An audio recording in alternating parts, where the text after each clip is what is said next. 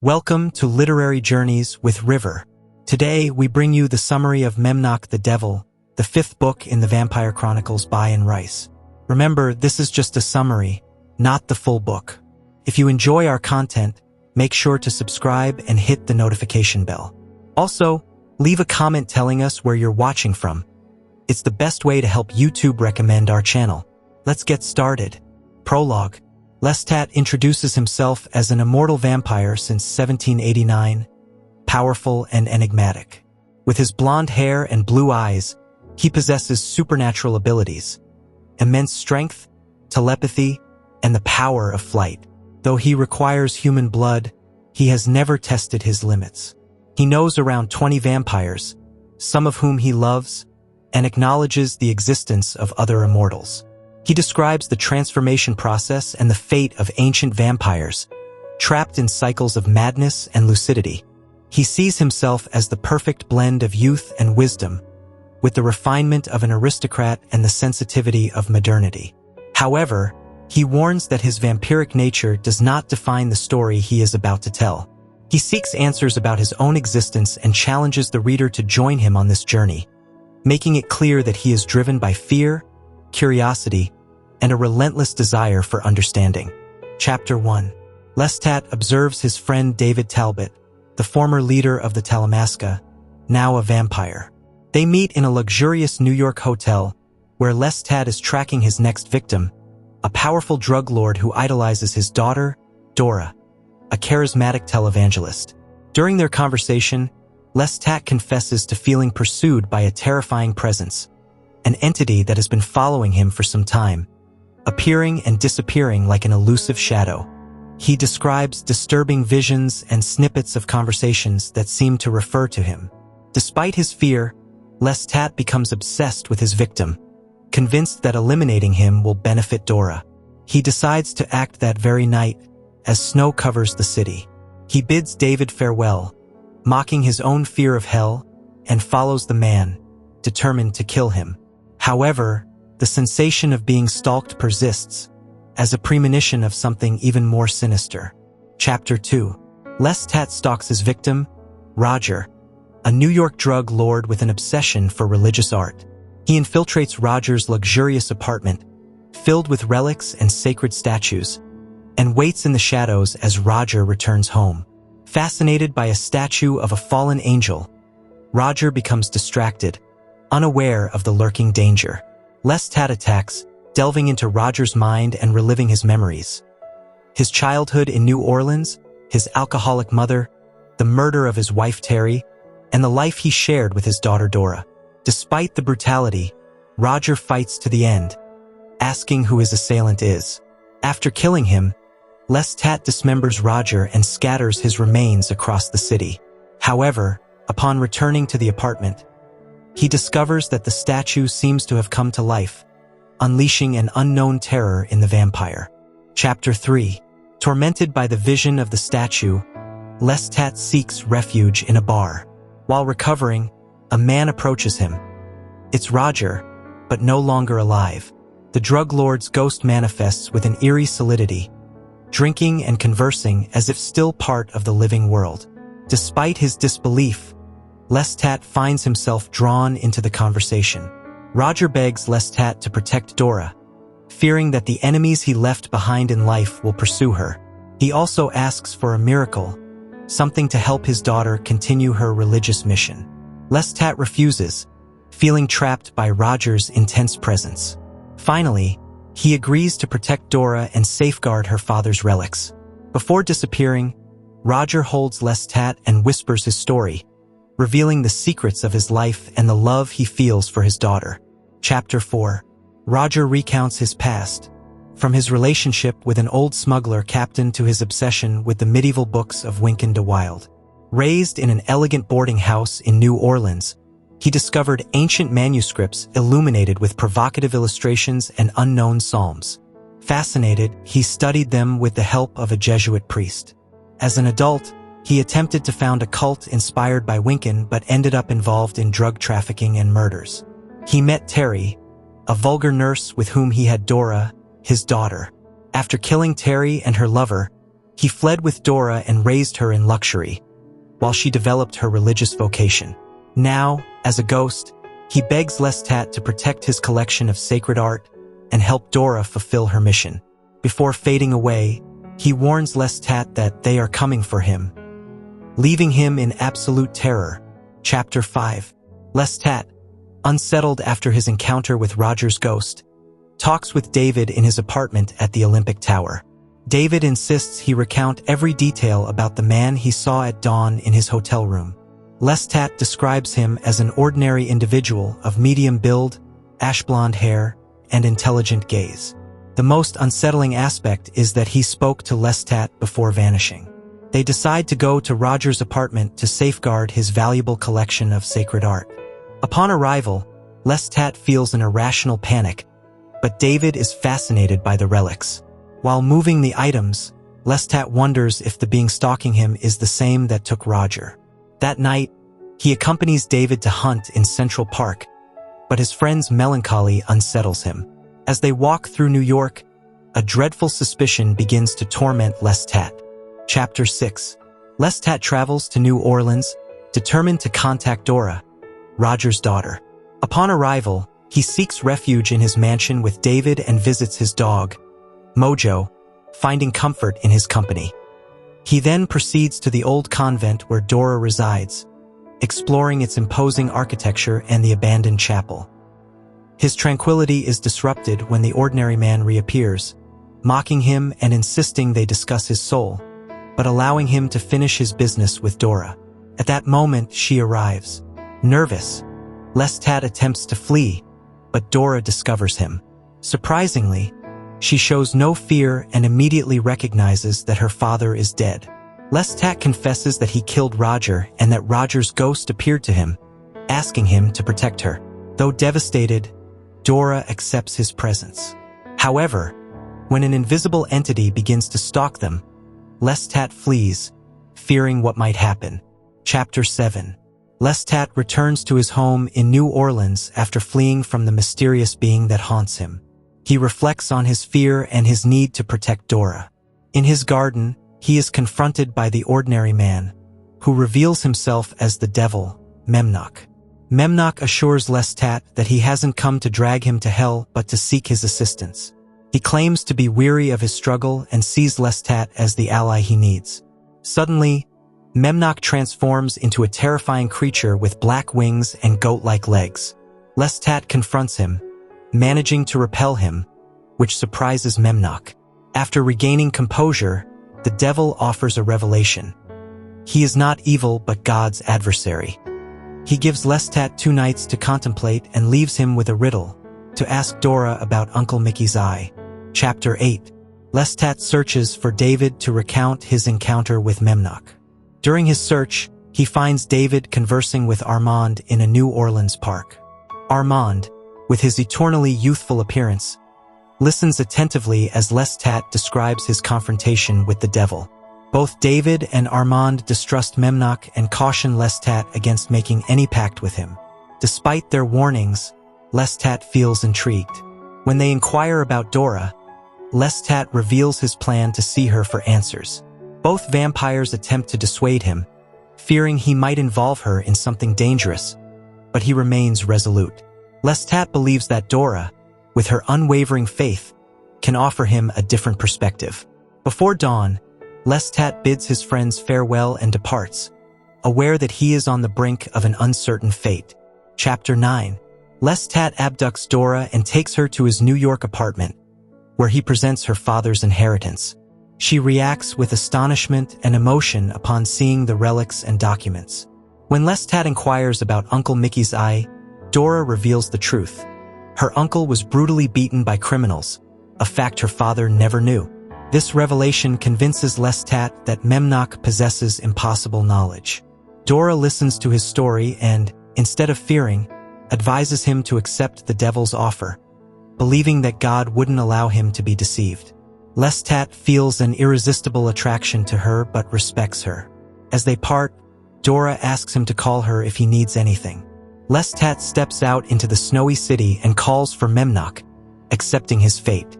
At that moment, the devil responds, and the true test begins. Chapter 10. Lestat is whisked away by Memnoch through a whirlwind of wailing and murmuring souls. Enveloped by wind and darkness, they emerge in a radiant garden beside a river. The vampire observes translucent human forms and luminous figures embracing and communicating in a cacophony of joy. Guided by Memnoch, they cross a bridge and enter a celestial city of infinite harmonious and luminous structures. The sounds of laughter and songs surround them, while Lestat perceives the essence of absolute joy. In an immense hall filled with writings, he attempts to grasp the hidden truth in sacred scrolls, but Memnoch dissuades him. Atop a balustrade, Lestat beholds a radiant man who calls him by name and asks if he will ever be his adversary. Before he can respond, Memnoch drags him out of heaven and returns him to earth. Chapter 11. Memnoch takes Lestat to a primeval forest, invisible to the humans wandering nearby. He begins recounting his story of creation, describing 13 revelations he witnessed. From the emergence of matter and unicellular life to the evolution of plants, animals, and finally humankind. The sight of death and the decomposition of living beings fills him with horror. When apes start walking upright and burying their dead with flowers, Memnoch realizes that humanity has attained consciousness. God remains silent in response to his questions. One day, the angels discover that humans possess souls that persist after death, filling the atmosphere with their cries. When they report this to God, his light flickers in surprise.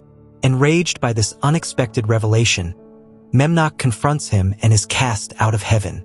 Standing in a lush valley, he confesses to Lestat that this was the place where he fell.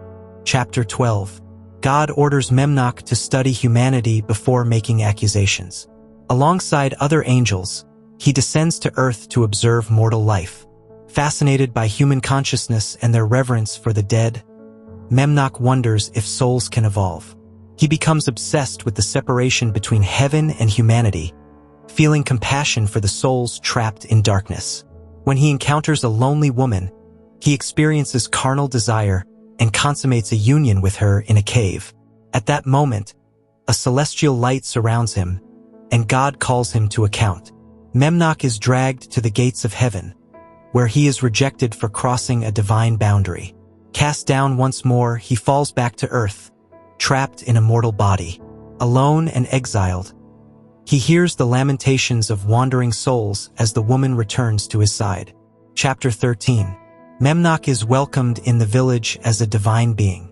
The woman recounts her encounter with him, describing his celestial transformation. The villagers revere him, looking to him for guidance. To ease his anguish, he begins teaching them tools, symbols, and knowledge about the world.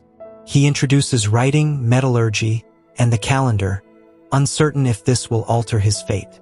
Over the course of months, he is adored and respected, yet he continues to feel abandoned by God. One day, Michael and Raphael appear, telling him he has been summoned. Aware of his condemnation, he bids farewell to the woman, and upon regaining his angelic form, he ascends. In heaven, God presents him with a dilemma: whether hell and eternal torment would be a just punishment for his rebellion. Surrounded by angels, Memnoch realizes that his struggle is just beginning and that the fate of human souls remains undecided. Chapter 14. Memnoch stands before God and the angels, ready to defend his vision of humanity. He explains that humans have conceived hell as a punishment, but such a sentence would be excessive for mortal souls. His words elicit laughter from the angels, but God remains solemn. Then, a legion of angels approaches Memnoch, revealing that they, too, have been curious about humans and have indulged in carnal pleasures. God asks them how they justify their actions, but only Memnoch remains standing. Aware that he has always been alone in his fight, he chooses to present his argument. He speaks of human love, their ability to transcend nature, and their longing for eternity. God listens patiently and finally assigns him a mission. He must descend into the realm of darkness and find 10 souls worthy of entering heaven. Chapter 15. Memnoch descends into the realm of darkness, an immense place inhabited by millions of souls. Some are trapped in confusion, Others have gained power over their peers, and many still long for Earth. As he journeys through this realm, he discovers hierarchies within the Sheol, where the most desperate souls fight among themselves, while others have attained a degree of peace. Eventually, he finds a group of different souls. They are serene, they have accepted their deaths, and they have learned to forgive God. These souls hold no resentment and have constructed a refuge within the darkness through their thoughts. As he speaks with them, Memnoch realizes that they have achieved a higher understanding of life and death. He then invites them to follow him to heaven. Some refuse, but many accept. With a group of enlightened souls, Memnoch prepares to ascend and fulfill his promise. Chapter 16. Memnoch and the souls pass through the darkness and arrive at heaven. The gates open, and the angels greet them in astonishment. The souls, filled with joy, begin to transform heaven with their projections. Gardens, towers, and palaces appear, creating a paradise never before envisioned by the angels. God manifests as a radiant light and declares that Memnoch has brought souls worthy of heaven. The emotion is indescribable. The souls celebrate their arrival while the angels sing hymns. Exhausted, Memnoch falls to his knees, but he is soon summoned once more by God. He knows he must still face judgment, but he has accomplished the unthinkable, bringing humanity to heaven. He rises, prepared to face his destiny as divine light envelopes him once again. Chapter 17. In God's presence, Memnoch witnesses a revelation that shakes his very essence. God acknowledges his effort in rescuing souls from Sheol, but Memnoch insists that many more could be saved. With infinite patience, God explains that creation follows its own laws, where only a few beings survive and thrive. Memnoch challenges this, arguing that unlike animals, humans seek the meaning of their existence and long to know God. His insistence on the suffering of souls sparks a heated debate. Memnoch suggests that God should experience mortal life to understand human despair. Recklessly, he dares God to descend to earth as a man. In an unexpected twist, God reveals that he already has. With disbelief, Memnoch discovers that God has lived as a man, has endured doubt and suffering, and now faces his fate in the mortal world. Chapter 18. Lestat and Memnoch arrive in Jerusalem amid chaos. The crowd shouts as Jesus, exhausted and bloodied, carries the cross to his crucifixion. Overwhelmed by the scene, Lestat refuses to witness the suffering of the Son of God, but Memnoch forces him to watch. Christ collapses before them, his trembling body covered in wounds. In a devastating moment, Lestat drinks his blood and is engulfed in a blinding light that transports him beyond time and space. Tormented, he flees with Veronica's veil, where Christ's face has been imprinted. Suddenly, he is thrown into a different era, the Fourth Crusade. Horrified, he watches as Christians slaughter fellow Christians in Constantinople. Memnoch reveals to him the horrors of the world and the endless struggle between faith and power. Trapped in a whirlwind, Lestat witnesses Christ's descent into Sheol, where his light shines among the trapped souls in darkness. Chapter 19. Lying among the corpses of an ancient battlefield, Lestat watches as God incarnate and Memnoch engage in a fierce argument. The Son of God proclaims that only those who accept the light will enter heaven, leaving countless souls in darkness. Memnoch defies him, demanding that all be saved. As punishment, God appoints him as the guardian of Sheol, condemning him to guide lost souls to their redemption. Memnoch accepts the challenge, vowing to bring more souls to heaven than God himself. His sentence forces him to take on demonic forms on earth, making him the feared beast of human legend. Lestat, horrified by the revelation, witnesses Memnoch's divine punishment. When he awakens, a wolf lurks nearby, reminding him of his own fragility. Dazed and exhausted, he feels the weight of the veil on his chest, clutching the only tangible proof of his journey between gods and the damned. Chapter 20. Lestat awakens in a serene valley, a garden that feels like the threshold of heaven. He sees souls reuniting with loved ones and luminous angels guiding them toward eternity. In the distance, he perceives heaven's majestic gates while celestial hymns invite him to cross. At the edge of a crystal-clear river, he takes refuge beneath a lush tree, surrounded by fruits and flowers symbolizing eternal abundance. On his chest, he feels Veronica's veil. Unfolding it, he beholds Christ's face imprinted on the cloth, as vivid as if he were before him. The discovery fills him with both fear and reverence. Memnoch, now in his demonic form, appears to continue his lesson. Lestat, caught between the divine and the infernal, begins to grasp the vastness of what he has witnessed. But one final destination awaits, a terrifying revelation. Hell itself. Chapter 21. Memnoch leads Lestat to the gates of hell, where countless souls wail, trapped in a vortex of suffering and despair. Benevolent spirits attempt to rescue them, guiding them toward redemption. Inside hell, Lestat witnesses horrifying scenes of human atrocities, wars, torture, and crimes repeating in endless loops. The souls, consumed by regret, cry out that they never understood the harm they caused. Overwhelmed, Lestat refuses Memnoch's offer to join him. He rejects becoming part of a system he sees as cruel and unjust. In desperation, he fights to escape. Enraged, Memnoch tries to stop him, tearing out one of his eyes in the struggle. Terrified, Lestat manages to flee and awakens on Earth, covered in snow, calling out for Dora. When he finds her, he clings to her for comfort, but the truth consumes him. No one is truly safe, not even him. Chapter 22. Exhausted, Lestat returns to the apartment where David, Armand, and Dora await him. He rejects any contact, clinging to his tattered coat, which hides a sacred object. He retreats to a dark room, wrapped in a blanket, his senses still tainted by hell, its stench of blood, smoke, and death. In his 3-day absence, the world has changed. Roger is officially dead. His criminal empire has collapsed into chaos, and Dora has lost her television program. Her existence has become clandestine, hidden in the city while she transfers her father's relics to the orphanage chapel. Before succumbing to sleep, Lestat pushes away Dora and his immortal guardians. Overwhelmed by the weight of his experiences, he utters one final order, not to be touched, before sinking into deep slumber. Chapter 23. After sleeping an entire day, Lestat wakes at dusk. He cleans himself, dresses in fresh clothes, and faces his reflection. His left eye is gone. The sight of his disfigured face torments him. He gathers with David, Armand, and Dora, who demand answers. Growing desperate, he recounts his journey with Memnoch, his vision of heaven and hell, and the terrifying revelation of God. His words fill the night. When Dora asks about the veil, Lestat reveals it.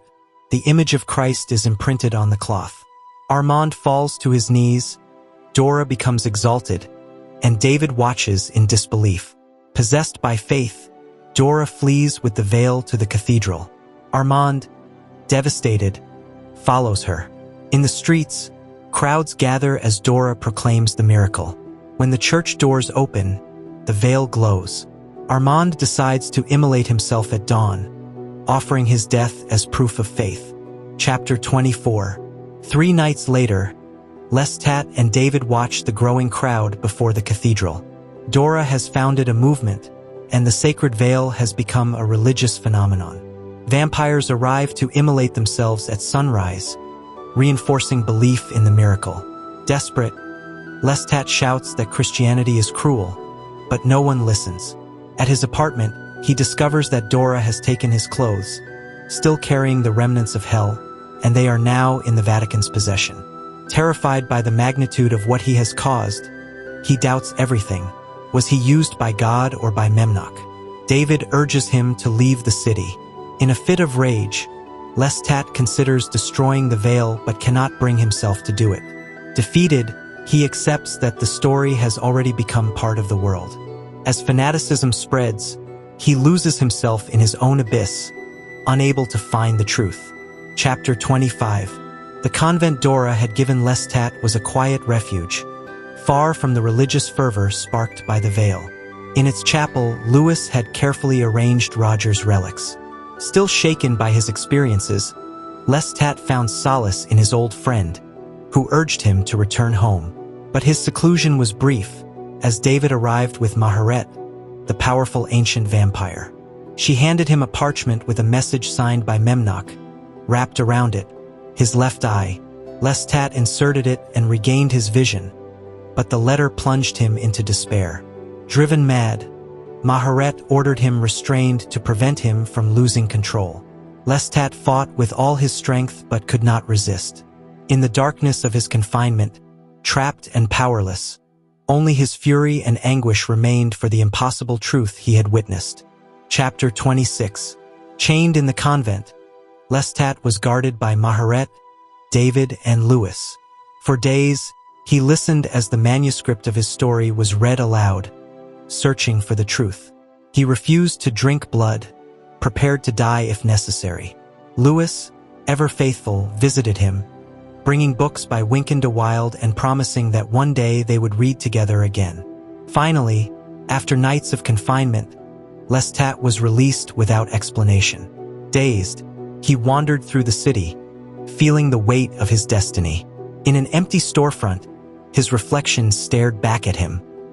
He gazed at his face, now whole with both eyes, and understood that his journey had ended. Aware that his story transcended reality, he accepted his role in legend. He was the vampire Lestat, a witness to a divine enigma that had marked him forever, trapped between fiction and myth. Thanks for watching this summary of Memnoch the Devil. If you liked it, don't forget to subscribe, like, and share it with your friends. Now tell me in the comments, do you think Lestat truly resisted Memnoch, or was he forever changed by his journey through heaven and hell?